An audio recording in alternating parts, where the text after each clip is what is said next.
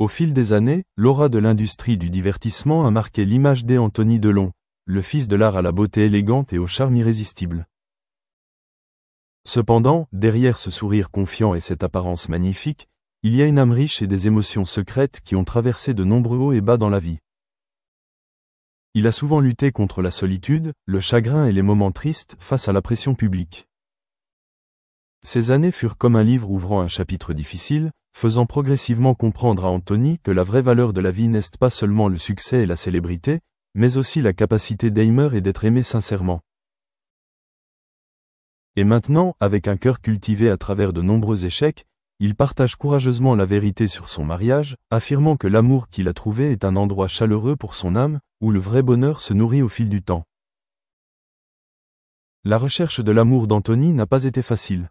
Autrefois, dans les après-midi calmes après les moments brillants à l'écran, il se plongeait souvent dans des pensées sur lui-même, sur les pièces manquantes de sa vie privée.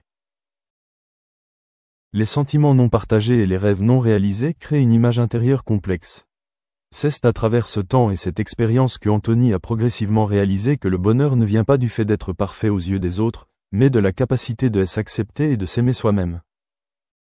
Cet éveil lui a ouvert la porte à un voyage à la recherche du véritable amour, un voyage qui l'a finalement conduit à une relation forte, sincère et compatissante. Le mariage d'Anthony Delon est la preuve vivante que le véritable amour peut guérir tous les chagrins. Son partenaire, peu connu dans le tourbillon de la vie privée de cette star, est devenu une source d'inspiration pour Anthony pour comprendre que parfois le bonheur réside simplement dans les moments passés ensemble sans avoir besoin d'être trop exigeant. Dans la vie moderne, avec toute l'agitation et la pression du travail, il trouve du réconfort dans des soirées paisibles avec sa famille, dans des rires chaleureux et dans des yeux remplis d'amour. Chaque matin au réveil, Anthony ressent la joie de partager chaque instant avec sa partenaire, qu'il s'agisse de plaisirs simples comme préparer le petit déjeuner ou lire quelques pages d'un livre préféré ensemble. C'est cette harmonie qui allume le feu de l'amour, les aidant à surmonter tous les défis et à ressentir la chaleur d'une vie épanouissante. Pas seulement un lien physique, mais aussi un mélange d'âme et d'esprit, la relation d'Anthony avec son partenaire est devenue une chanson de confiance et de partage. Jour après jour, ils construisent ensemble une maison non seulement basée sur des valeurs matérielles, mais aussi nourrie de souvenirs, de moments de dialogue profond et de promesses sincères. Face aux difficultés, au lieu de se blâmer ou de s'éloigner l'un de l'autre, tous deux ont su écouter, comprendre et trouver des solutions communes. C'est une façon de transformer les conflits en leçons, afin que chaque défi devienne un tremplin menant à la maturité de l'amour. Anthony a partagé un jour. Le bel amour ne se résume pas toujours à des moments joyeux, mais il s'exprime également à travers des moments où nous surmontons ensemble des tempêtes, affrontons ensemble des difficultés et les transformons en précieux souvenirs. Son mariage a été construit sur un socle de valeurs traditionnelles mêlé à un esprit moderne. Dans l'espace chaleureux de la maison, chaque petit détail, de la décoration du salon au simple repas de famille, porte sa propre marque, reflétant un style de vie minimaliste mais plein de sens. Grâce à sa minutie et à son dévouement à créer un foyer paisible, Anthony sent que le bonheur n'est pas une destination lointaine, mais un voyage quotidien pour vivre pleinement avec joie et compréhension de la part de ses proches. Pas besoin de cérémonies élaborées ou de cadeaux somptueux, juste être ensemble, même si ce n'est que dans des moments de silence en regardant le coucher du soleil ensemble ou en discutant autour d'une tasse de thé, cet amour suffit à réchauffer le cœur. Aux yeux des fans et de la communauté, l'image d'Anthony Delon n'est désormais plus seulement celle d'un artiste talentueux avec des rôles mémorables, mais aussi un symbole de romance et de croyance en l'amour durable. À chaque étape sur le chemin du bonheur, il a progressivement laissé derrière lui l'image d'une star qui devait toujours vivre sous les projecteurs pour devenir une personne simple, réaliste et émotive. La publicité autour de son mariage a ouvert une nouvelle page dans l'histoire de sa vie, comme une affirmation que, malgré de nombreux défis et échecs, le vrai bonheur existe toujours et attend ceux qui savent chérir et aimer sincèrement. Peut-être que ce qui rend le mariage d'Anthony Delon si spécial n'est pas seulement le romantisme ou la beauté des vœux, mais aussi les histoires qui se cachent derrière. C'étaient les moments où il devait faire face à la solitude après de longues nuits loin de sa famille, les moments où il réfléchissait au passé et aux souvenirs inoubliables.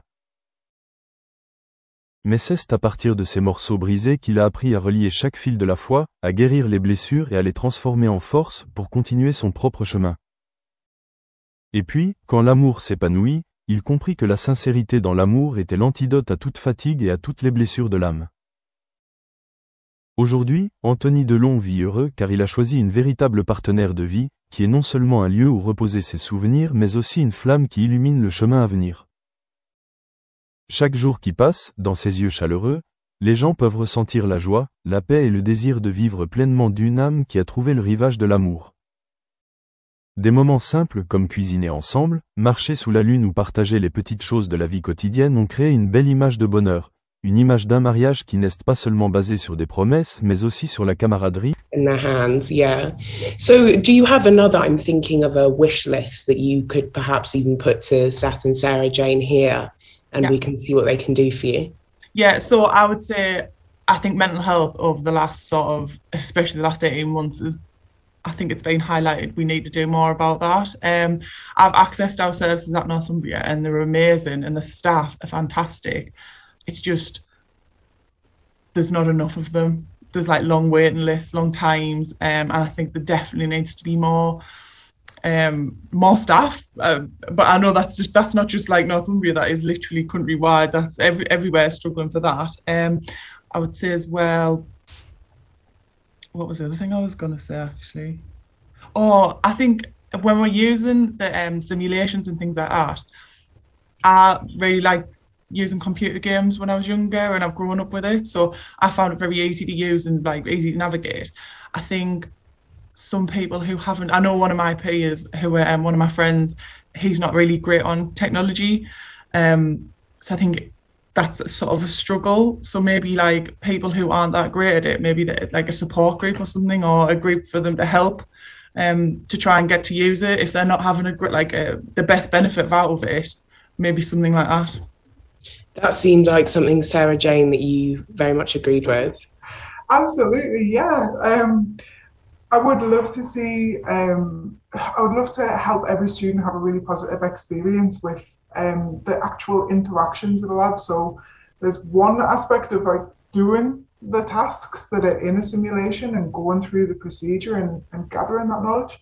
The other is kind of like the interaction with it. So the place where you interface with the actual simulation. And, you know, it takes a lot of iteration to get to a place where every person intuitively knows what to do. So I would love to have more students come and getting involved and maybe helping us figure out what those interactions actually are, how to be more intuitive. And I think anything we can do and learn there has a knock-on effect for making the educators or making educators feel like those simulated learning experiences are seamless and that they don't cause stress and that they don't have to address any questions from the students about them because we've done the homework ourselves to create access that is smooth, that gives value, and that students actually enjoy. I love the game aspect, and when Lauren said, you know, I've got stuff going on at home, for me, I've got 2 dogs, they try to distract me away from everything. Whereas when I'm playtesting a simulation, I get so engrossed in it that I can ignore the fact that the dogs are running around. I can ignore the fact that something's going on in the street outside